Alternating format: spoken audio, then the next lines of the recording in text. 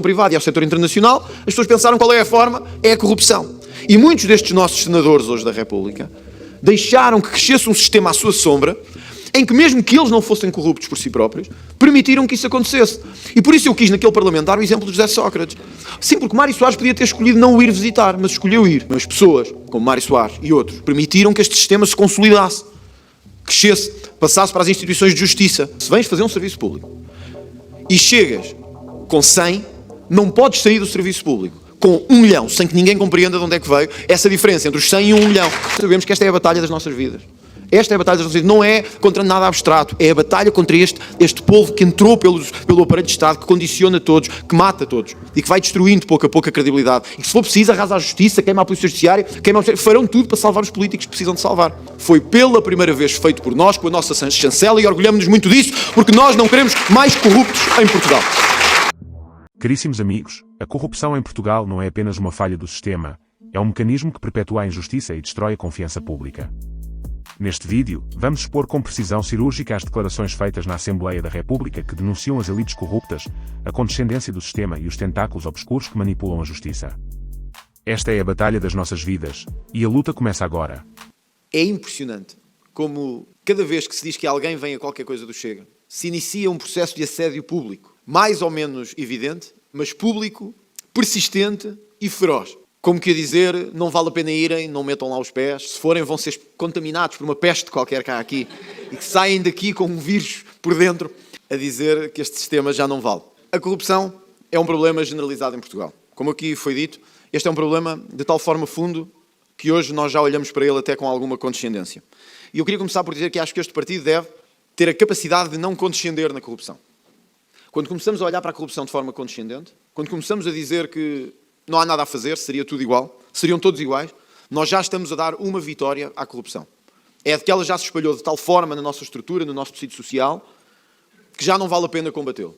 Quando os cidadãos dizem, não vale a pena porque quem vier a seguir vai fazer o mesmo. Não vale a pena mudar um presidente de Câmara porque o que vier a seguir vai ser pior. Não vale a pena mudar o governo regional porque a seguir vai ser pior. Quando nós temos esta atitude, já estamos a perder para a corrupção. E, portanto, eu diria que a primeira e importantíssima atitude é a atitude de não condescendência com a corrupção. Como aqui foi dito, a corrupção não só é grave, como dilacera os alicerces da própria sociedade. Mina a confiança. Não é só por nos baixar nos rankings. Não é só por nos pôr numa posição desconfortável no mundo. É porque mina a confiança na política. Nós temos falado muito de enriquecimento ilícito. Como disse o Fernando Silva, face às leis que temos, já houve várias decisões do Tribunal Constitucional. Porquê é que nós continuamos a batalhar nisto?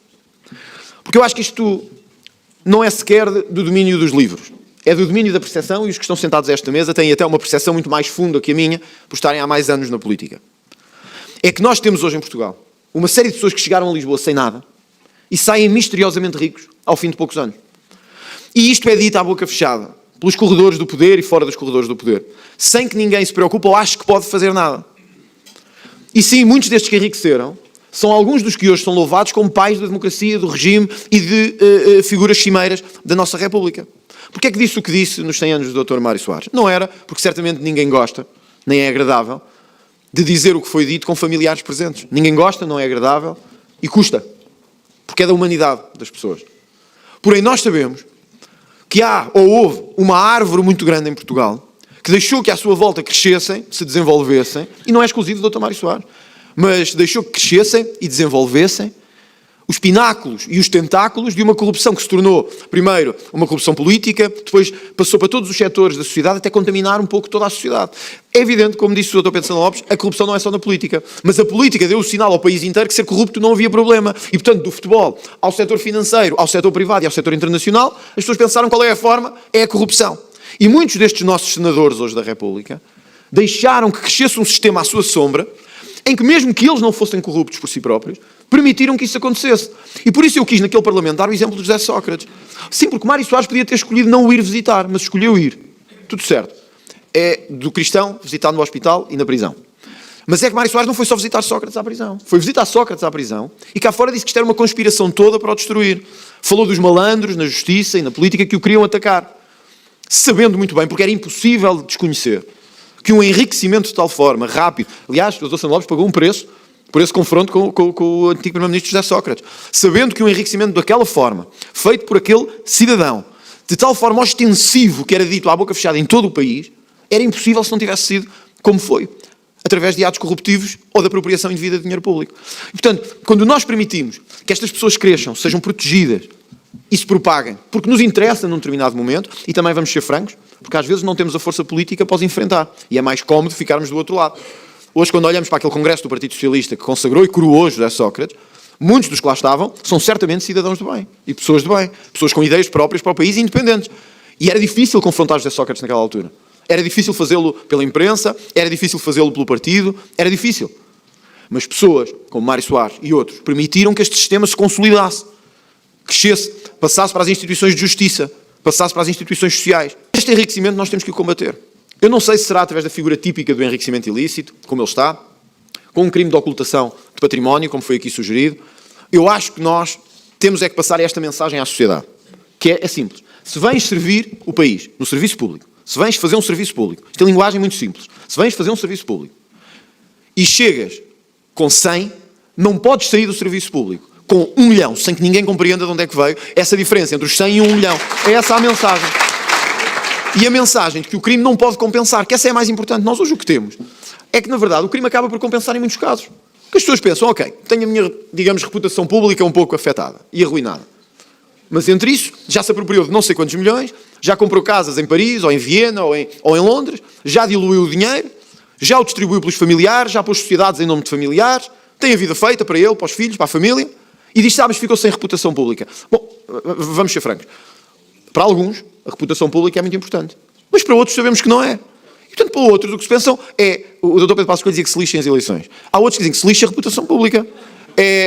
Já tenho o dinheiro do meu lado, agora eu vou fazer o calvário dos tribunais. Este caso do engenheiro José Sócrates é particularmente paradigmático. Porque estamos há 10 anos e ainda não começou o julgamento. Ora, eu não sei, eu não desejo mal a ninguém, portanto eu não sei quantos anos viverá o engenheiro José Sócrates ainda. Não sabemos, nenhum de nós sabe. Sei que a probabilidade de morrer, sem ser sequer julgado, ou condenado, ou ter cumprido pena, é pelo menos elevada. E, portanto, quando aquele homem, falando daquele, isto não é nenhuma obsessão pessoal com ninguém, é um caso que está à nossa frente. Quando aquele homem chegar ao fim da vida, estiver no seu leito final, e estiver a pensar assim, valeu a pena ou não valeu a pena? O sinal que tenho a certeza, que se ele fosse austríaco ou belga, ele diria assim, não valeu a pena. Tenho o meu dinheiro todo confiscado e estive na prisão 15 anos, ou 20. Com toda a probabilidade, o José Sócrates morrerá num hotel muito melhor do que nós alguma vez tivemos, com toda a probabilidade. Com toda a probabilidade dirá, valeu a pena, e com grande probabilidade ainda gozará com aqueles que andaram a querer a condenação dele. E ainda temos outra coisa. Vamos lá ver se no fim o Estado não lhe vai pagar uma indemnização por aquilo que passou e pelos anos que esteve a ser criminalmente perseguido. E vamos lá ver se não vão atrás das pessoas que o prenderam, se não vão atrás das pessoas que o indiciaram, que prepararam o seu julgamento. Vamos lá ver se não vão fazer isso. Porque sabemos como os tentáculos do poder obscuro em Portugal são grandes e são poderosos. É isto que não pode acontecer, porque passa a mensagem errada. Ou seja, eu digo isto de todos, do futebol à política, vermelhos, verdes, azuis, igual. Não podemos passar esta mensagem. Não é a mensagem contra o enriquecimento, porque nós queremos mais ricos, não é mais pobres. Mas é a mensagem de que se queres enriquecer, tens um caminho. Trabalha. Trabalha, esforça-te e empenha. É esse o caminho. É por isso que quem está em determinadas áreas e tutela, por exemplo, uma empresa pública, na minha perspectiva, mas admito que isto juridicamente tenha que ser pensado, não pode ir trabalhar para a área que tutelou uns meses antes, porque isto gera uma enorme percepção de corrupção. Nós temos o caso da Ponte em Portugal, que é paradigmático, de que quem adjudicou o negócio da Ponte Vasco da Gama foi trabalhar para a empresa que detém a Ponte Vasco da Gama. Mas Pontes Vasco da Gama, em miniatura, há espalhados pelo país todo.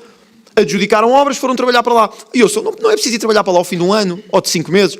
Se foi uma adjudicação de 20 milhões, ou de 25 milhões, pode ir trabalhar para lá ao fim de 5 anos. Pode ir o filho, pode ir a filha, pode ir o neto, pode ir alguém. Nós temos que criar regras que as pessoas sintam que quem distribui o dinheiro público tem que ter regras a seguir. Isto não é impedir que as pessoas trabalhem, porque nós queremos que as pessoas trabalhem. Toda a gente tem vida, tinha vida antes da política, terá depois. O que não pode acontecer é eu chegar à política, pego no dinheiro público e distribuo pelo setor da saúde. E para onde é que vou trabalhar quando saio da política? Para o setor da saúde. Ou então pelas empresas de construção, nas tais adjudicações a que se referiu o Dr. Gomes da Silva, para onde é que vou trabalhar no fim? Para uma dessas sociedades de advogados. Olhem na Operação Influença. Quem são os advogados que não estão lá acusados de ter feito? Reparem, os advogados suspeitos de terem feito o próprio projeto de lei. Projeto de lei com que eles depois vão trabalhar e no qual se vão orientar. Ou seja, eles chegam ao Conselho de Ministros e dizem, em vez de vocês aprovarem a lei que quiserem, as leis que quiserem, está aqui uma minuta, já façam isto. Foram eles que a fizeram. O legislador deixa de ser o Governo, ou a Assembleia da República, passam a ser as sociedades de advogados. É isto que não pode acontecer. E isto tem fórmulas jurídicas que temos que ser imaginativos e criativos. Mas temos que avançar. O mesmo que os recursos.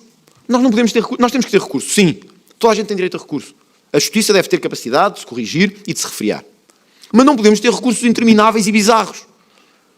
No caso da Operação Marquês, nós temos dezenas de recursos, ou por causa da composição do tribunal, ou por causa do juiz natural, ou por causa da atribuição do sorteio eletrónico, por causa de tudo e mais alguma coisa. Cada nova decisão que há um novo recurso. Isso para o processo mais de 3 meses, 4, 5 ou 6.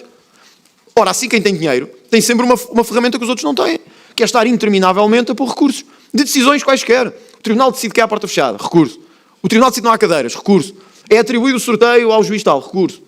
Quer dizer, é impossível. Se isto não parar, damos uma péssima ideia, portanto nós temos que limitar estes recursos. Ainda agora tivemos uma decisão do Tribunal da Relação a dizer que isto tem que acabar. E como foi dito aqui, o homem foi à televisão, ainda se teve tempo para vitimizar e dizer que está a ser perseguido pelo sistema judicial. Mas acho que estas ideias eram fundamentais para trabalharmos ao longo desta legislatura. A limitação dos recursos, o combate ao enriquecimento ilícito como forma de corrupção, mas também o papel do confisco de bens. Porquê é que eu insisti tanto nisto na campanha e o Governo depois veio atrás de nós em matéria do confisco? Nós nunca passaremos a mensagem que o crime não compensa se eles ficarem com o dinheiro. Porque com o tempo que se vai para a prisão em Portugal, a demora que é, e o tempo em que essa pena é executada, compensou se o dinheiro que foi roubado, entre aspas, foi muito. O que nós temos que garantir é que vamos atrás do património dessas pessoas, custe o que custar, esteja onde estiver. E já não nos podemos queixar da Suíça, nem da Europa, nem de Londres. Porque o regime que hoje existe, mesmo em países como a Suíça, já é, sobretudo depois do 11 de setembro, muito mais fácil de quebrar do que aconteceu com o sistema jurídico antes do 11 de setembro. Portanto, o que há é falta de vontade do governo português em fazer esse confisco e em fazer essa apropriação. Agora o governo disse-nos, uma ideia aliás que tinha sido Chega, que ia avançar. Passaram meses desde o início do governo, criaram um grupo de trabalho para isso e até agora zero. Estiveram a ouvir, meteram as nossas propostas, aliás, na calendarização das suas próprias opções. E hoje, nós destas jornadas parlamentares, deixamos a questão ao Governo, que é quem está em funções, e à maioria parlamentar, e deixamos uma garantia. Se o Governo, se o grupo parlamentar do PSD, quiser verdadeiramente avançar, mas não é fingir, é verdadeiramente avançar, com um confisco de bens, nos casos de corrupção e crime económico, um confisco rápido, preventivo ou antecipado, que evite recursos excessivos, não precisam de fazer mais. Contam connosco, porque sempre contaram quando era preciso trabalhar contra a corrupção. É isso que eu garanto desde estas jornadas parlamentares. Finalmente, a intimidação que foi aqui referida ao Ministério Público e aos órgãos de polícia criminal. O duplo critério que existe em Portugal é aterrador. O que aconteceu na Operação Influencer seria digno, e será digno que os livros de história um dia o realcem. Como o que estava em causa era um primeiro-ministro socialista, um primeiro-ministro bem visto nos meios das elites portuguesas e com grande influência nessas mesmas elites. Desta vez, os canais de televisão, os jornais, os fóruns, as rádios, não se multiplicavam com notícias, curiosamente, sobre o património apropriado, sobre o dinheiro encontrado no gabinete do chefe de gabinete, sobre os negócios feitos do lítio, não. Eram os advogados que passavam de painel em painel para criticar a justiça e atacar a justiça que não tinha ali voz, porque não estava lá nem o Ministério Público, nem a Polícia Judiciária, nem ninguém. Estavam os advogados a dizer este processo não se compreende, não há provas nenhumas, não há suspeitas nenhumas, isto é tudo uma fantochada. E convencem a opinião pública de que, na verdade, António Costa foi um homem inocente, perseguido, que aquele parágrafo da Procuradoria-Geral nunca devia ter acontecido e que a Operação Influencer nunca devia ter acontecido. Porém, era a primeira vez na história de Portugal que havia buscas na casa do Primeiro-Ministro. Era a primeira vez na história de Portugal. Se fosse um Primeiro-Ministro direto, ou melhor, se fosse o Chega a governar, abria telejornais, fechava telejornais, continuava no Bloco da Noite, abria o Bloco da Manhã, abria os jornais da manhã e continuava nos jornais da tarde. Porque era assim que faria. Porém, não é a nós que estão a prestar um mau serviço, é mesmo à Justiça. Porque isto intimidou as esferas da Justiça, deturpou e fez vacilar as estruturas, quer no Ministério Público, quer na Polícia Judiciária, porque sentiram falta de confiança pública, porque interessava salvar a face do Primeiro-Ministro. Interessava salvar a imagem pública de António Costa. Esta operação que foi levada a cabo é única na história de Portugal. E só mostra como os socialistas eram, como nós dizemos, mesmo donos disto tudo há uns anos atrás. Como conseguiram espalhar influência nos grupos mais ocultos e menos ocultos, passado para a sociedade toda. Conseguiram criar uma narrativa de que, na verdade, essa perseguição estava a acontecer. Sócrates não conseguiu, porque quando foi preso já não era primeiro-ministro, já nem tinha o poder real que detinha António Costa no dia em que teve que sair, nem o poder que o Partido Socialista depois foi aumentando nas estruturas de Estado. Meus amigos, este poder é o que nós temos que combater. Eles não vão gostar e vão tentar mandar-nos abaixo. Não vão gostar e vão continuar a tentar destruir-nos. Mas nós sabemos que esta é a batalha das nossas vidas. Esta é a batalha das nossas vidas. Não é contra nada abstrato. É a batalha contra este povo que entrou pelo aparelho de Estado, que condiciona todos, que mata todos e que vai destruindo pouco a pouco a credibilidade. E que, se for preciso, arrasa a justiça, queima a Polícia Judiciária, farão tudo para salvar os políticos que precisam de salvar. Porque têm favores que foram feitos e que têm que ser pagos agora.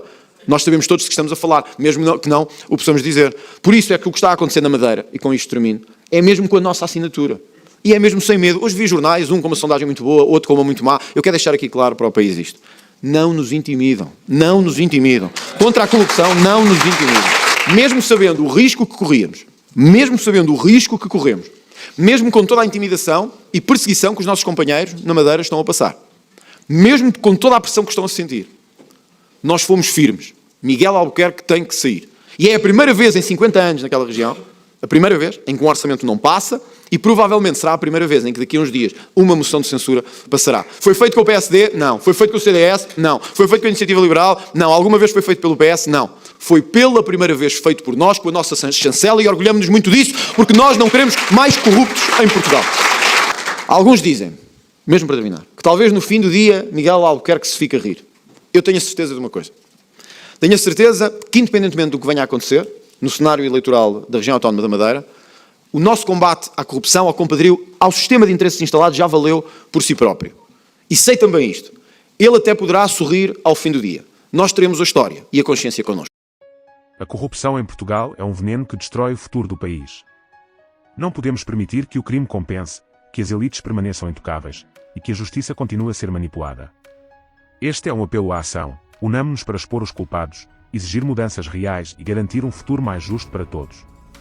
Não há espaço para o silêncio nesta batalha. Se gostou deste vídeo, partilhe e meta like para ajudar o canal a divulgar este e outros conteúdos. Não se esqueça de ativar o sininho para não perder as nossas atualizações.